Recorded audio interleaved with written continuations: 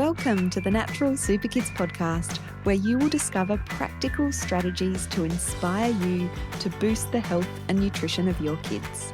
I'm Jessica Donovan, a qualified naturopath specialising in kids' health, and I want to make it as easy as possible for you to raise healthy and happy kids. Let's get into it.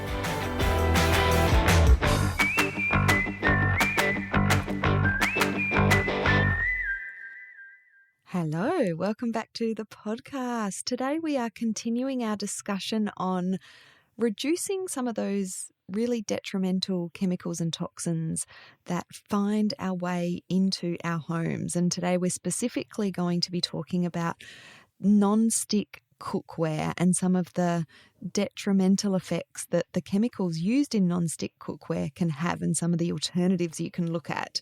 I really wanted to cover this subject because here at Natural Super Kids, we focus a lot on food, getting good food into our kids, getting more whole foods, more nutrient-dense foods into our kids. And one of the areas that's often overlooked is how, the equipment that we're preparing this food in and whether that is as healthy and safe as it could be. Now, this is a continued discussion that we're having about healthy homes. So if you've missed it, a couple of episodes ago in episode 17, I interviewed Tammy from Building Biology Mama, and we talked about creating a healthy home. And that's a really good overview for you to go back and listen to. And then in episode 19 last week, we dove into fragrances and why you want to be avoiding synthetic fragrances in your home. So put those two episodes on your to-do list if this is a subject that you want to know more about. Now, a few weeks ago, we went away and stayed in an Airbnb, and the fry pan at the Airbnb had this flaky non-stick coating on it. Now, we did not use that, and it just kind of reminded me that I needed to talk about this again. So I've talked about this in the past. I've done a blog post and a Facebook Live on this. We talk about it fairly often in the Natural Super Kids Club, but I wanted to cover it on the podcast because I think it's one of the simple switches that we can do that has a positive effect, not just on our family's health, but on the environment and the health of the environment as well. As I'll talk about, a lot of these chemicals in non-stick cookware are really damaging to our environment. And it was also a reminder that a little note to self, take my own fry pan when we go and stay in Airbnbs in the future, because often they have those, that they're not kind of renewed often enough and they're old and flaky, and that's where they can become, really damaging. Also, there was a discussion in the Natural Super Kids Club recently. A member had posted a picture of her son's new school uniform that contained Teflon. And as you would know, Teflon is a brand name for some of these non-stick chemicals or non-stick pans that we use. And it's a reminder also that these chemicals are not just used in cooking pans and things like that. They're also used in clothing. Anything waterproof or water repellent or stain resistant has potentially got Teflon in it. And this particular member's son's school uniform had a big tag sort of advertising the fact that it had Teflon in it for better stain resistance. So we want to be looking out for these kinds of chemicals, not just in our cookware, but in clothing and anything that's sort of waterproof, water repellent, stain repellent, as I said. It's these chemicals, unfortunately, have also been used in the foams that firefighters use to put out fires. And I cringe to think about how many of these, have been in our environment or were used in our environment with all of the fires we had here in Australia early on in 2020. So it's, a big problem, and it is definitely improving. So one of the most problematic chemicals that has been uncovered is one called PFOA. So it's perfluorooctanoic acid. Now, this particular chemical has been phased out from the the early 2000s, depending on sort of where you live. I think it's been slowly phased out since 2013 in the US and a little bit earlier here in Australia. So that is definitely a step in the right direction. But a lot of these companies, such as Teflon and other companies that manufacture non-stick cookware, are now using other chemicals known as PFAs that are potentially, still problematic for our health, maybe just as problematic. And this is often the way when there was the big kind of uncover of BPA in plastics. They, a lot of plastic companies transferred to a different chemical, which is just as problematic for our health. So unfortunately, the phasing out of PFOAs is a step in the right direction, but it's not, it doesn't mean that we don't have to worry about these chemicals in our non-stick cookware anymore. So my general advice is to avoid non-stick cookware where you can. And for a lot of families, this needs to be a general process. We don't all have the budget to go and completely replace all of our pans and our, baking equipment. But that's what we eventually sort of want to move towards. So one of the big problems with these PFA chemicals is that they don't break down and they accumulate in both the environment and in our bodies. And scientists have touted them as forever chemicals because they don't break down. And that is a real problem. I know there have been studies done both here in Australia and in the US on testing the amount of these chemicals in the bloodstream of people. And the majority of people, I'm talking like 90% of people, have these chemicals within their bloodstream, and it's an ongoing problem. So I want to get sort of into some of the health implications of these chemicals. But I think it's really important to know that, it's not just for our own individual health that we need to move away from these chemicals. We definitely don't want to support the use of them in products that we are purchasing because of the environmental impact that they have as well.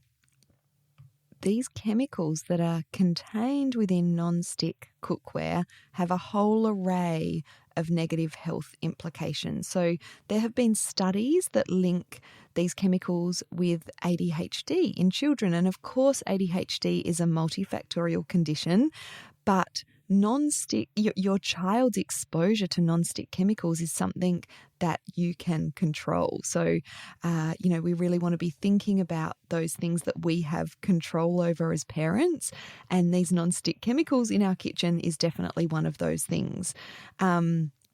So if it's linked with ADHD, we can also, make the assumption that on a smaller scale, these non-stick chemicals are going to be linked to mood and behavioural challenges and conditions in our kids. And this is something, that we want to try and avoid, obviously, as parents. Non-stick chemicals can also be hormone disrupting chemicals. So this affects the whole family's health and can be linked to problems such as early onset puberty, delayed growth and development, infertility, reproductive conditions, obesity, and even cancers. And PFOAs particularly have been identified as obesogens, which are chemicals that stimulate the production and storage of fat in the body. This is obviously not a good thing to expose your family to. When it comes to carcinogens, I want to just delve into PFOAs specifically because non-stick pans can contain a whole heap of different chemicals. So it's really hard to kind of go into each of those chemicals. But, worst case scenario with the PFOAs, they have been classed as a likely carcinogenic or likely cancer causing. And this is according to cancer.org. And I just want to read a few bits and pieces directly from that website. Many studies in recent years have looked at the possibility of PFOA causing cancer. Studies in lab animals have found exposure to PFOA increases the risk of certain tumours of the liver, testicles, mammary glands, or breasts and pancreas in these animals. In general, well-conducted studies in animals do a good job of predicting which exposures cause cancer in people, but it isn't clear if the way this chemical affects cancer risk in animals would be the same in humans. There's also been studies done on humans that have looked at people exposed to PFOA from living near or working in chemical plants. Some of these studies have suggested an increased risk of testicular cancer with increased PFOA exposure. Studies have also suggested possible links to kidney cancer and thyroid cancer, but the increase in risk has been small and could have been due to chance. Other studies have suggested possible links to other cancers, including prostate, bladder, and ovarian cancer. But not all studies have found such links, and more research is needed to clarify these findings. So I don't know about you, but I don't want to be taking a chance with a chemical that I can easily avoid that could potentially increase my family's risk of cancer down the track. And so this is specifically to do with PFOA, which I said has been phased out. But a lot of the chemicals that have replaced it, the PFAs in general, have very similar negative health outcomes. More studies need to be done on this. So I always like to err on the side of caution when it comes to these manufactured, man-made chemicals and toxins. You know, we really want to avoid as many of them as we can because there is enough evidence in as far as I'm concerned, that these chemicals are detrimental. So, of course, manufacturers of these non-stick products argue that the dangers of non-stick cookware and pans are exaggerated and that a lot of these dangerous chemicals are used as part of the manufacturing process, but there is little left by the time we're getting the pans into our homes.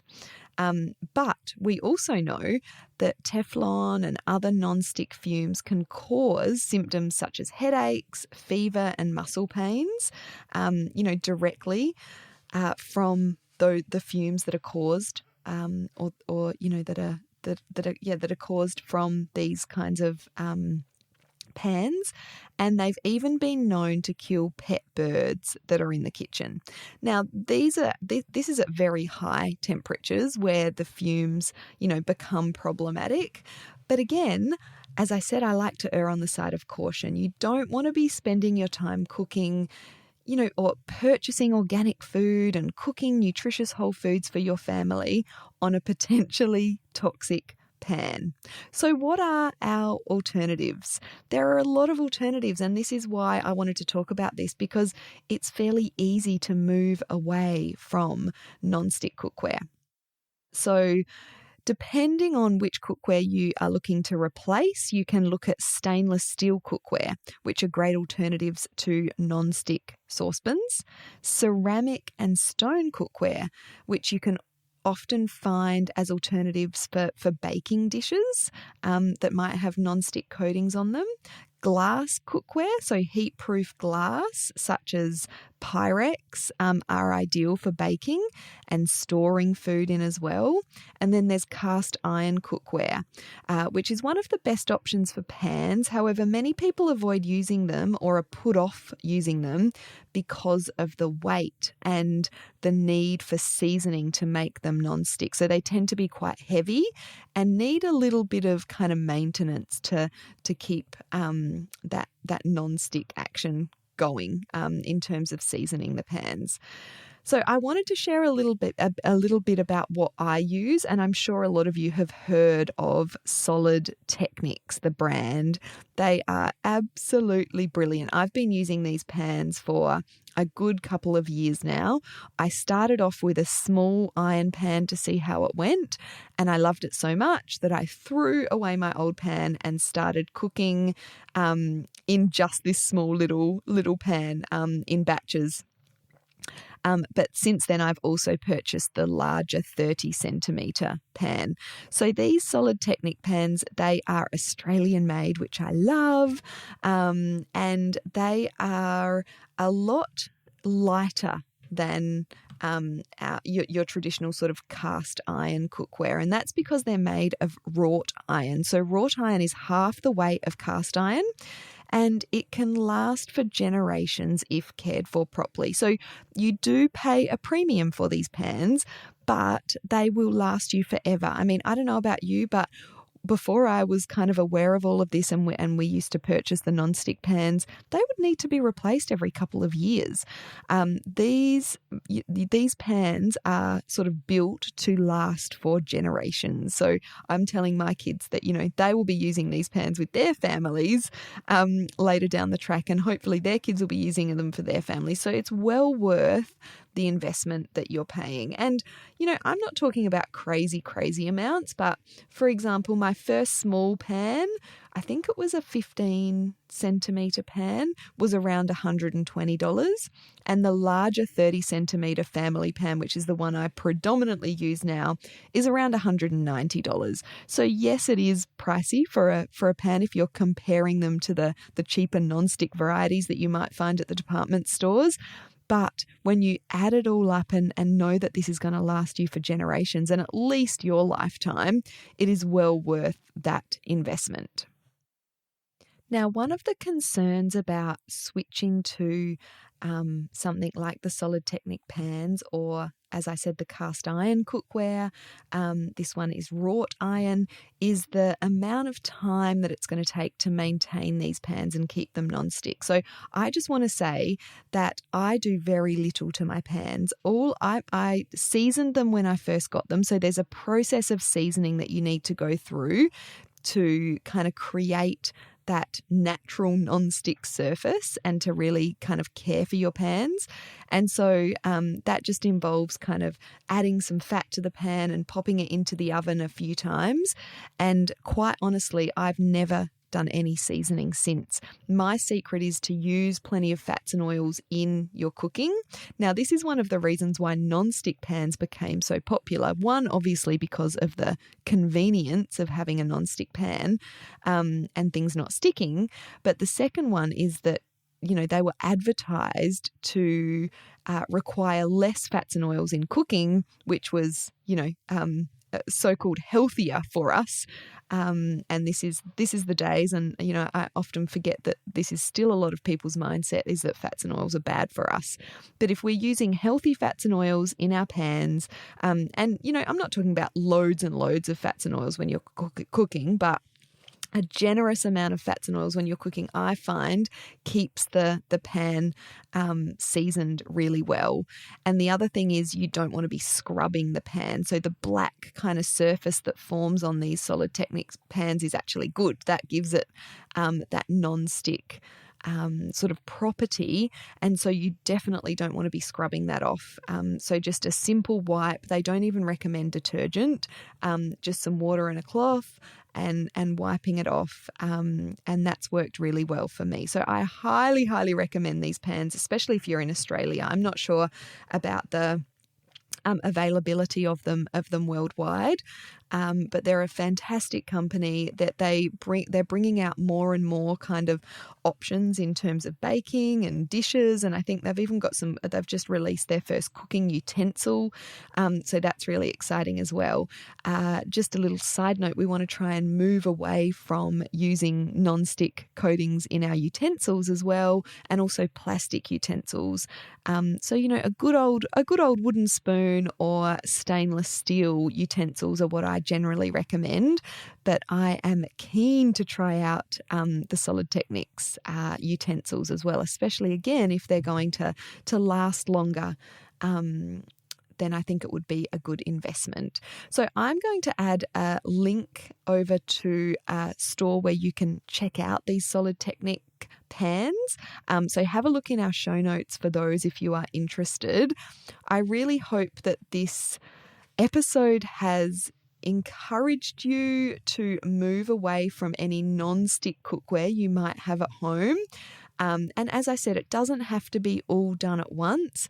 As things start to wear out, break down, become older, and you want to replace them, then think about, saving up a bit of and investing in some really good quality pans that will last you longer and will be much healthier for your family in the long term.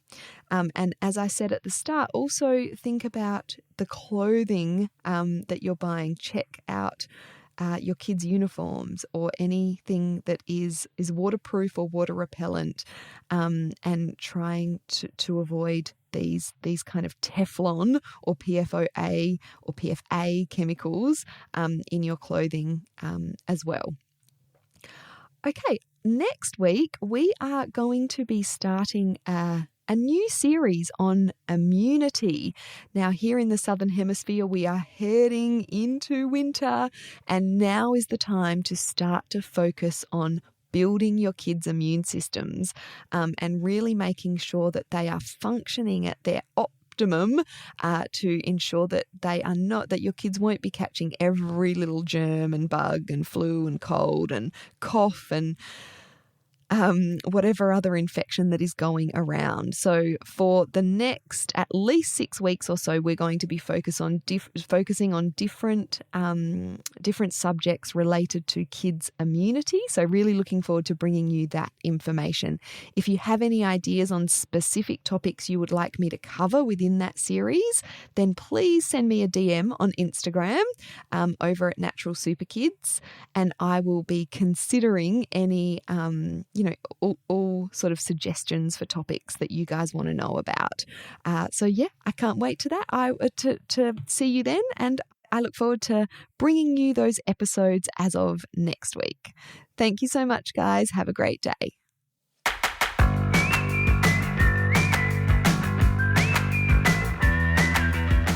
Thank you so much for joining me on the podcast today. Head on over to our website, naturalsuperkids.com, for the show notes for this episode, as well as a whole heap of inspiration to help you raise healthy and happy kids. I'll see you next week.